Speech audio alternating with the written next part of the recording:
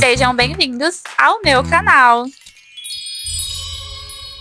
Esse canal é direcionado a pessoas cristãs, mas caso você não seja cristã e deseja conhecer um pouco mais do Senhor, você também é muito bem-vindo por aqui. E o título do nosso vídeo de hoje é A Ira de Jonas. Bom, eu vou contar lá do comecinho um pouco para vocês, para quem não conhece. Acredito que todos conheçam, mas para quem não conhece é novo convertido, tá? Eu vou contar mais ou menos o contexto para falar aquilo que eu quero pegar para falar para vocês. Bom, vou começar pelo versículo 1, em Jonas, tá? A palavra do Senhor veio a Jonas, filho de Amitai, com esta ordem: vá depressa à grande cidade de Nínive e pregue contra ela, porque a sua maldade subiu até a minha presença. Mas Jonas fugiu da presença do Senhor. Dirigindo-se para Tarsis, desceu à cidade de Jopé, onde encontrou um navio que se destinava àquele posto. Depois de pagar a passagem, embarcou para Tarsis, para fugir do Senhor. O Senhor, porém, fez soprar um forte vento sobre o mar, e caiu uma tempestade tão violenta que o barco ameaçava arrebentar-se. Todos os marinheiros ficavam com medo, e cada um clamava pelo seu próprio Deus. E atiraram as cargas ao mar para tomar o navio mais leve. Enquanto isso, Jonas, que tinha descido ao porão e se deitava, dormia profundamente. O capitão dirigiu-se a ele e disse: como você pode ficar aí dormindo? Levante-se e clame ao seu Deus. Talvez ele tenha piedade de nós e não morramos. Bom, eu vou pular agora aonde eles perguntaram para Jonas, tá? O que Jonas estava fazendo ali. Eu sou hebreu, adorador do Senhor, que fez o mar e a terra. Perguntaram o que foi que você fez, pois sabiam que Jonas estava fugindo do Senhor, porque ele tinha dito. Visto que o mar estava cada vez mais agitado, eles perguntaram o que devemos fazer para o mar se acalmar. E Jonas respondeu: pegue-me e jogue-me ao mar, que o mar se acalmará. Bom, e agora eu vou pular lá para o capítulo 2, onde Jonas foi engolido por um peixe. Dentro do peixe, Jonas orou ao Senhor, o seu Deus, e disse: em meu desespero, clamei ao Senhor, e ele me respondeu. Ele foi engolido, né, depois que o pessoal jogou ele no mar, ele foi engolido por um grande peixe. Nisso ele orou ao Senhor, ele se arrependeu daquilo que ele fez, e depois ele ficou 3 dias e 3 noites, e depois o peixe jogou ele para fora, e ele foi para Nínive, onde não era para onde desde o começo o Senhor havia mandado ele ir. Ó, agora eu vou pro 3 já, que eu vou pulando aqui para vocês, para o vídeo não ficar tão grande, para mim poder explicar o contexto todo. Bom, o 3, a palavra do Senhor veio a Jonas pela segunda vez. Vá à grande cidade de Nínive e pregue contra ela a mensagem que eu lhe darei. Bom, agora eu vou finalizar por aqui e vou falar para vocês. Bom, quando o Senhor pediu para Jonas ir pregar contra Nínive e o Jonas fugiu, a gente entende o quê? Que Jonas sentiu medo de pregar contra Nínive e foi embora, que não queria porque ele tinha medo. Mas, na verdade, o que aconteceu? Jonas aqui, Nínive era uma grande cidade que eles faziam coisas horríveis contra o povo de Deus, que é o povo de Israel, contra o povo que era de Jonas, né? Eles faziam muitas coisas e subiu até o Senhor isso. E Jonas foi para lá pregar isso, né? Pregar para que eles se arrependessem. Porém, Jonas não queria que eles se arrependessem. Jonas não queria que eles se arrependessem. Por que eu tô trazendo esse contexto para você? Quantas vezes, né, alguém faz tão mal pra gente como a cidade de Nínive, quanto o povo de Nínive, né, que era a Síria, e fazia contra o povo de Israel, contra o povo do Senhor. Quantas vezes as pessoas não fazem coisas contra nós, né? E aí, a gente, automaticamente, a gente fala tanto de perdão, de tudo isso, mas automaticamente a gente quer que Deus faça justiça contra aquela pessoa. A gente não quer que aquela pessoa se arrependa. A gente não quer que aquela pessoa se renda ao Senhor, né? A gente quer que Deus faça vingança. Mas o Senhor, ele não trabalha dessa forma. Ele não trabalha desse jeito. E foi o que aconteceu com Jonas, né? Porque como eles faziam coisas ruins para o povo de Jonas, o Jonas não queria que eles se arrependessem. E aí, eu vou trazer esse contexto aqui para vocês. Olha, que eu tava lendo esses tempos e eu achei incrível, porque eu nunca tinha entendido dessa forma e nunca tinha pegado essa chave do Senhor para minha vida. Aí ele foi lá, ele pregou, né? Tendo a vista em que eles fizeram como abandonaram seus maus caminhos, o povo de Nínive, Deus se arrependeu, né? E não destruiu como tinham ameaçado, porque Deus tinha ameaçado destruir. E aí, né, Jonas pregou, eles se arrependeram e Deus se arrependeu. Deus não ia mais destruir aquela cidade. E aí, Jonas, no capítulo 4, Jonas, porém, ficou profundamente descontente com isso e enfureceu-se. Ele orou ao Senhor, e não foi isso que eu disse quando ainda estava em casa. Por isso, lá no capítulo 1, o Senhor falou com Jonas, no capítulo 1, e Jonas fez o quê? Fugiu. Porque olha só o que ele fala para o Senhor. Ele orou ao Senhor. E não foi isso que eu disse quando eu estava em casa. Ele disse para o Senhor, né? Porque no capítulo 1 não fala isso. Mas ele disse ao Senhor, porque ele conhecia o Senhor.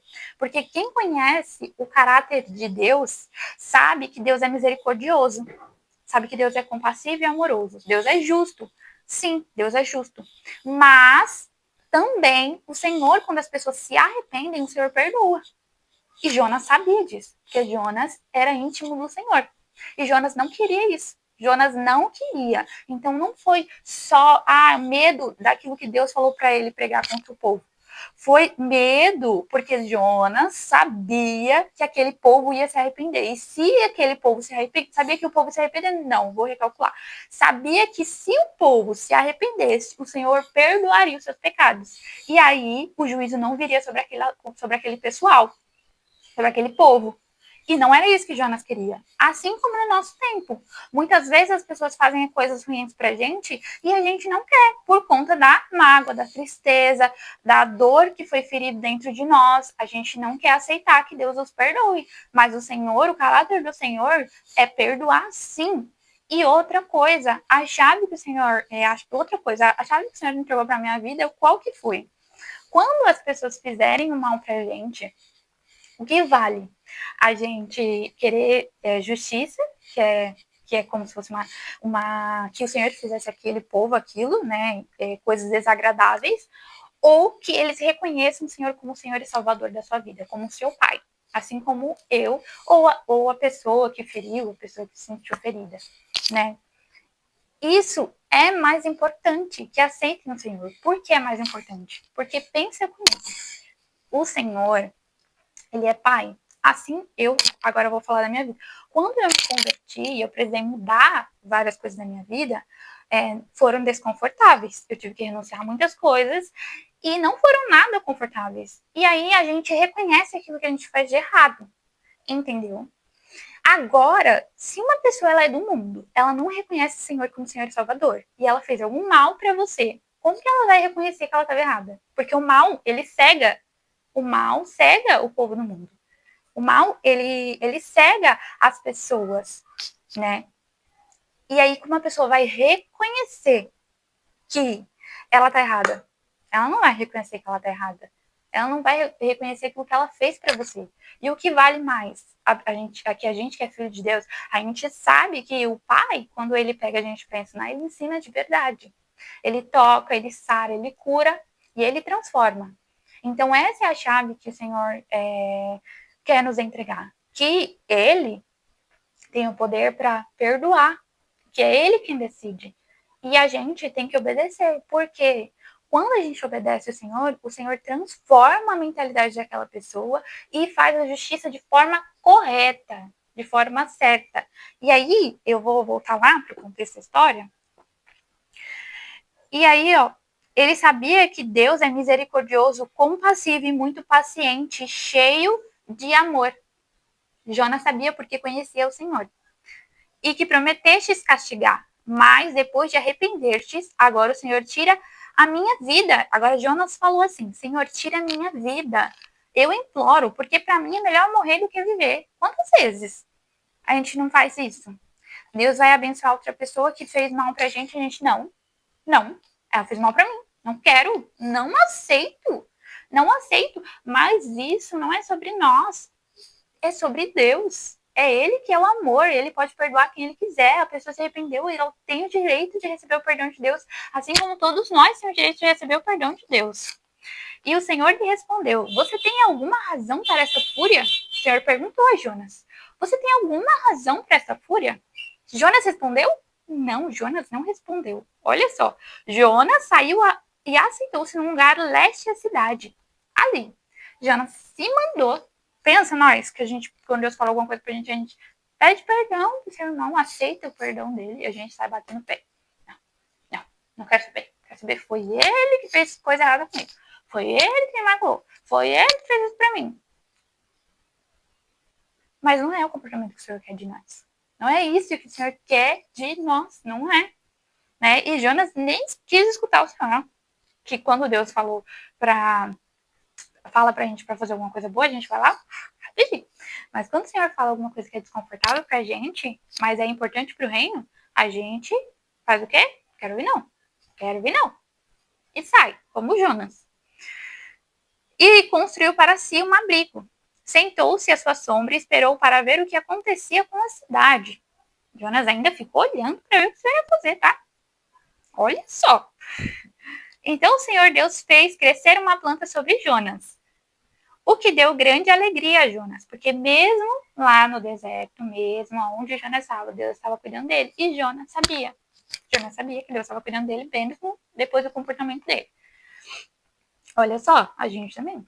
Mesmo às vezes, o nosso comportamento desobediente, às vezes a gente batendo o pé, Deus tá ali, misericordioso, bondoso, cuidando da gente, falando, filho, não é assim, a gente tá lá, querendo bater o pé com o Senhor. Para livrar a cabeça, porque lá tinha muito calor, então para dar sombra à sua cabeça, Deus fez isso. Olha só o amor de Deus. O que deu grande alegria a Jonas. Mas na madrugada do dia seguinte, Deus mandou uma lagarta atacar a planta e secou. Porque quando Deus dá o tempo para a gente pensar, Deus deixa a gente pensar. Mas Deus fala assim, chega, acabou. Ele mesmo dá o tempo, ele mesmo tira. E ao nascer do sol, Deus trouxe um vento oriental muito quente. E ao sol bateu na cabeça de Jonas, que ele quase desmaiou. Olha só o teimosia de Jonas, que ele nem queria ir lá, ele nem queria sair, mesmo com o sol batendo quente. Com isso, ele desejou morrer e disse, para mim seria melhor morrer do que viver. Mas Deus disse a Jonas, Deus falou de novo, você tem alguma razão para estar tão furioso por causa dessa planta? E Deus vai usar a planta para falar com Jonas. Respondeu ele. Agora ele respondeu, tá? Eu fico pensando tudo. Sim, tenho. Estou furioso ao ponto de querer morrer. Ele ficou bravo porque Deus tirou a planta dele. Mas o Senhor lhe disse, você tem pena dessa planta? Embora não tenha podado nem a tenha feito crescer. Ele tem pena da planta, porque que aconteceu isso com a planta. Mas nem foi ele que plantou e nem foi ele que fez a planta crescer. Mas ele ficou com pena. E o Senhor vai usar a planta para falar com ele. Contudo, olha só, gente. Como o Senhor é. Contudo, Nínive tem mais de 120 mil pessoas que não sabem nem distinguir a mão direita da esquerda, além de muitos rebanhos. Não deveria eu ter pena dessa grande cidade? E eu vou finalizar esse texto por aqui. O que o Senhor quis dizer com isso? Ele usou a planta para falar com Jonas. Aí Jonas respondeu. Por quê? Ele quis dizer o quê? Você tem pena da planta, nem foi você que podou, nem foi você que fez crescer, mas do meu povo você não tem. Que eu vi nascer. Deus, ele é nosso pai, mas também é pai do outro. Então Deus viu crescer, viu nascer, e Deus vai pegar uma cidade que não sabe distinguir, porque ali o povo não sabia distinguir o certo do errado, e vai mandar matar todo mundo, sendo que eles se arrependeram. E é isso nos dias atuais. Aí a pessoa que te feriu se arrependeu, mas você não quer que ela se arrependa. Você não quer que ela encontre o amor de Deus. E não é isso que o Senhor quer de nós. O Senhor quer que a gente aceite, independente do que a pessoa fez pra gente, que ela também é filha amada, que ele também é filho amado e que ele também tem direito ao perdão, que ele também tem direito de seguir, e não cabe a nós tirar, bater o pé contra o Senhor porque o Senhor está abençoando, porque o Senhor está fazendo. Não cabe a nenhum de nós. Não cabe, não cabe. Porque o Senhor, imagine o pai, eu vou dar um exemplo aqui, imagine o pai, tem dois filhos brigam, e ele viu os dois crescer, deu comida para os dois, deu banho nos dois, cuidou dos dois a vida inteira. E aí um fez uma coisa muito grave pro outro. Aí o outro quer que o outro morra. Ou quer que aconteça uma coisa horrível com esse. Você, como pai, o que você vai fazer? Se o seu filho se arrepender, você não vai estar lá de braços abertos para receber o seu filho? Vai, você é pai, você cuidou, você viu nascer, você viu crescer, você viu falar pela primeira vez, você viu andar, e aquela pessoa às vezes não tinha sabedoria, não tinha entendimento e te feriu de uma forma que você sentiu, e não que você não sinta, né? Não que você não como eu posso explicar? Não tenha sentido essa dor, que essa dor não seja válida, e o Senhor reconhece. Porém, o Senhor deseja que todos nós perdoamos. E o maior e a nossa maior ensinamento com isso tudo é que quando as pessoas fizerem algo para nós e a gente tiver que orar para a vida delas, a gente veja que vale mais elas se arrependerem, para elas reconhecerem aquilo que elas fez pra gente, né? Do que elas estarem no mundo pecando e elas não iam estar nem aí. Ia continuar no erro, ia continuar ferindo, porque ia estar cega. Ia estar cega. Porque o Deus desse mundo cegou o entendimento dos descrentes. Entendeu? Então, o que vale mais? O nosso pai ensinar. Porque a gente sabe que quando o pai pega para ensinar, ele pega. E é desconfortável. Mas é transformador ao mesmo tempo. Então, que essa palavra fique para vocês como uma palavra como uma chave mesmo, né? Pra gente viver e fazer isso, tá? Com as outras pessoas ou com a gente mesmo, tá bom? E se vocês gostam desse tipo de conteúdo, continua me seguindo. Não esquece de curtir para mais e mais pessoas receberem esse vídeo que precisam. E até um próximo dia!